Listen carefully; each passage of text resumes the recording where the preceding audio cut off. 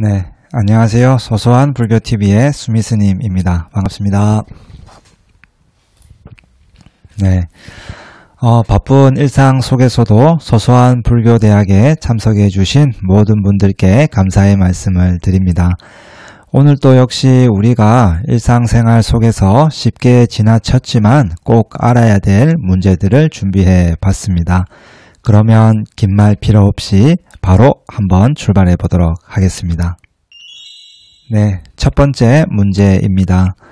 석가모니 부처님에 대한 설명 중 바른 것은 1.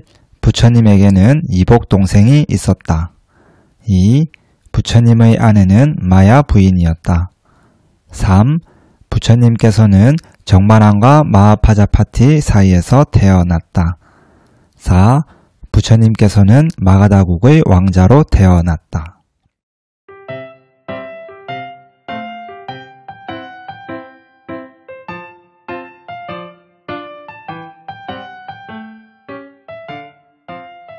네, 첫 번째 문제의 정답은 1번입니다. 첫 번째 문제는 부처님의 가족 관계를 설명한 문제인데요. 부처님의 아버지는 정반왕이었습니다. 정반왕은 카필라국의 국왕이었고요. 부처님께서는 카필라국의 왕자였죠. 그리고 부처님의 어머니인 마야 부인은 부처님을 낳으시고 7일 만에 세상을 떠나셨습니다. 그래서 당시 풍습에 의해서 마야 부인의 동생이었던 마하파자파티가 정반왕의 부인이 되었고 부처님을 양육하게 되었습니다. 그리고 정반왕과 마하파자파티 사이에서 태어난 아이가 바로 난타였는데요. 난타에 관한 이야기는 소소한 불교TV 벽화 이야기 난타의 출가편을 한번 참고해 주시기를 바라겠습니다. 그럼 이어서 두 번째 문제 풀어보도록 하겠습니다. 부처님의 가족 및 친척이 아닌 사람은 1. 아난다 2. 라훌라 3. 아나율 4. 우바리.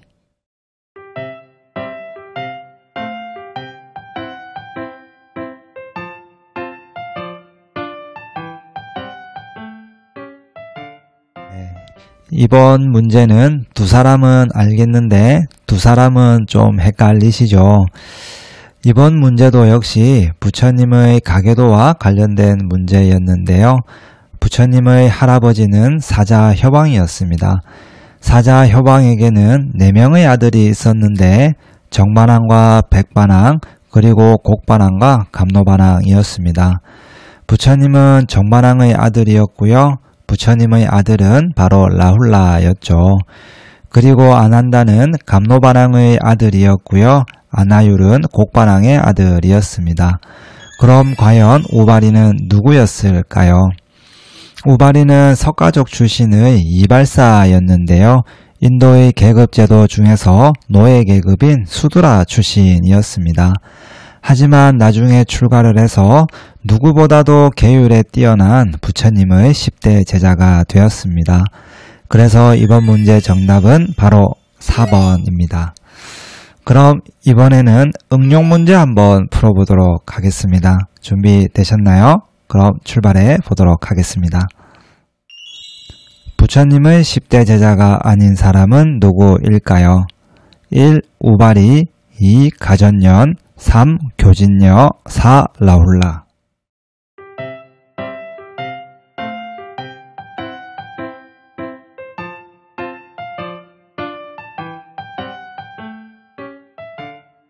네, 이번 문제의 정답은 3번입니다. 부처님께서는 수많은 제자들 중에서 특별히 뛰어난 10명의 제자가 있었는데요. 우리는 흔히 10대 제자라고 부르고 있습니다. 보기에 있는 우바리와 가전년, 라훌라는 모두 부처님의 10대 제자에 해당하지만 교진녀는 10대 제자가 아니라 부처님의 첫 번째 제자였습니다. 부처님께서 깨달음을 얻고 나서 처음 설법한 곳이 바로 녹야원이었는데요. 오비구에게 처음 사성자에 관한 법문을 하셨습니다. 그때 교진녀가 가장 먼저 깨달음을 얻게 되었고 나머지 4명의 비구들도 순차적으로 깨달음을 얻게 되었습니다. 그리고 오비구를 제도함으로써 마침내 교주인 부처님과 교리인 가르침과 교단인 승가가 성립이 되면서 불교가 종교로서 역할을 하게 되었습니다. 혹시 이번 문제 좀 어떠셨나요? 불교 공부를 열심히 하신 분들에게는 아주 쉬운 문제일 수도 있겠지만 이제 막 불교에 입문하신 분들에게는 어려운 문제일 수도 있었습니다. 잘 아시는 분들은 이번 기회에 다시 한번 더 확인하시면 되고요. 잘 모르시는 분들은 차근차근 공부해 가시면 되겠습니다. 그럼 이번에는 10대 제자에 대해서 조금 살펴보도록 하겠습니다. 다음 문제입니다. 부처님의 10대 제자에 대한 별칭이 잘못된 것은 1. 천한제일 아나율 2. 설법제일 부르나 3. 지혜제일 사리불 4. 밀행제일 아난다.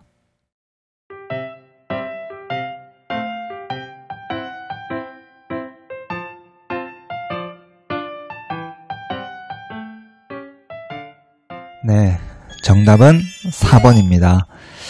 이번 문제는 좀 어떠셨나요? 아마도 제 생각에는 한 반 정도는 틀리지 않았을까 생각이 드는데요. 아난다는 부처님의 사촌 동생이기도 하면서 출관 이후 25년 동안 부처님을 시봉하며 가장 많은 가르침을 들었던 수행자였습니다.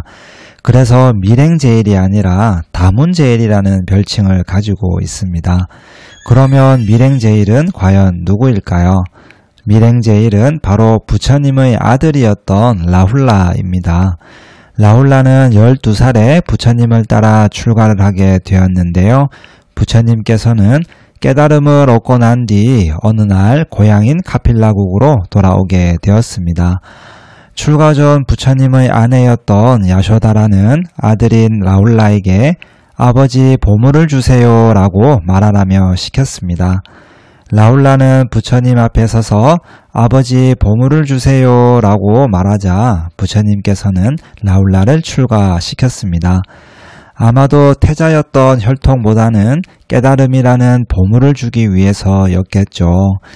이때 목건년이 라훌라의 머리를 깎고 사리불이 스승이 되어 사미식계를 받게 되었습니다. 이로써 라훌라는 교단의 최초의 사미가 되었습니다. 하지만 어린 수행자의 삶이 순탄치만은 않았으리라 미리 짐작해 볼 수 있고요. 부처님이 아버지라는 배경과 함께 부담감도 상당히 많았을 것이라 생각이 듭니다. 그래서인지 눈에 잘 띄지 않는 가운데 은밀하게 묵묵히 수행한다고 해서 밀행제일이라는 별칭이 붙게 되었습니다. 그리고 라훌라의 열반도 역시 밀행제일이라는 별칭답게 정확한 기록이 드러나 있지 않습니다. 부처님의 10대 제자에 관해서는 앞으로도 계속 문제를 통해서 설명을 드리도록 하겠습니다. 어떻게 좀 재미있으신가요? 너무 좀 뜬금없었나요? 제가 요즘 조금 개그 욕심이 좀 생기더라고요. 이제 큰일인데, 제가 좀 나름 진지한 스님인데, 이러면 안 되는데, 어쨌든, 다음 문제는 제가 구독자, 1000명을 달성한 기념으로 이벤트 문제를 준비해 봤습니다. 대단한 이벤트 선물은 아니고요. 지난번처럼 모바일 커피 쿠폰을 선물로 드리도록 하겠습니다. 구독 안 하신 분들은 지금 구독해 주시고요. 불교가 좀 더 발전할 수 있도록 영상 공유도 많이 부탁 좀 드리겠습니다.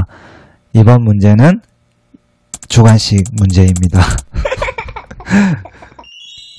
부처님께서는 마침내 깨달음을 얻고 녹야원에서 오비구에게 처음으로 사성제에 관한 법문을 하셨습니다.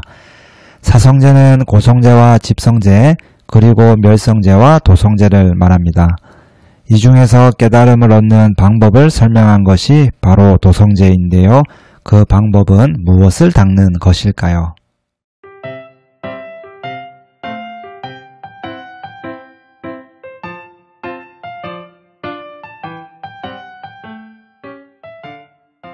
네, 정답을 아시는 분들께서는 오늘 밤 12시까지 댓글과 제 카톡으로 정답을 함께 보내주시면 모바일 커피 쿠폰을 선물로 드리도록 하겠습니다. 시간 잘 지켜주시고요. 제가 오늘로써 이제 구독자 이벤트 문제를 내는 게 세 번째거든요.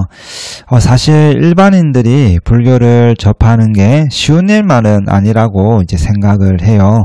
왜냐하면 저도 출가 전에는 불교 공부를 어떻게 해야 되는지 잘 몰랐고 또 절에 가서는 무엇을 해야 되는지 잘 몰랐거든요. 그래서 제가 느꼈던 불교의 벽을 좀 낮추고 또 개인적으로는 승려로서 우리 불자님들에게 조금이나마 도움을 드리고자 하는 마음에 유튜브도 하고 이벤트 문제도 내는 것이니까요. 부담 가지지 마시고 즐거운 마음으로 함께 공부해 갔으면 좋겠습니다. 그럼 이어서 다음 문제 풀어보도록 하겠습니다. 부처님의 10대 제자 중 우란 분절과 관련된 제자는 누구일까요? 1. 사리불 2. 목건년 3. 수보리 4. 라훌라.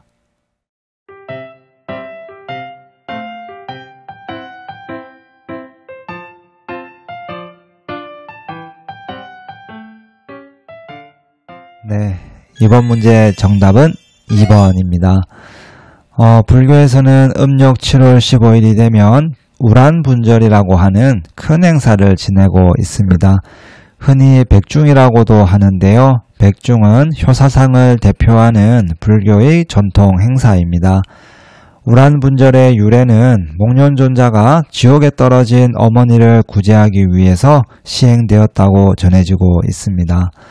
목련존자는 신통력이 뛰어나서 천안제일이라고도 부르는데요. 하지만 목련존자마저도 지옥에 떨어진 어머니를 구제하지 못하자 부처님께서는 목련존자에게 너의 힘으로는 어머니를 구할 수 없다고 말씀하셨습니다. 그러면서 음력 7월 15일 안거를 마친 스님들에게 공양을 올리라고 말씀하셨습니다. 그래서 스님들께 공양을 올린 공덕으로 목련존자의 어머니는 지옥에서 구제가 되었습니다. 그래서 이후부터 음력 7월 15일은 지옥문이 열리는 날이라고 해서 돌아가신 부모님이나 조상님들께 천도불공을 올리는 날로 전해지게 되었습니다. 그리고 효도와 우란분절에 관한 좀 더 자세한 이야기는 소소한 불교TV 벽화 이야기를 참고해 주시면 감사하겠습니다. 이제 마지막 문제를 남겨놓고 있는데요. 심호흡 크게 한번 하시고 출발! 불교의 4대 성지가 아닌 것은 1. 룸비니 동산 2. 쿠시나가르 3. 사르나트 4. 붓다가야.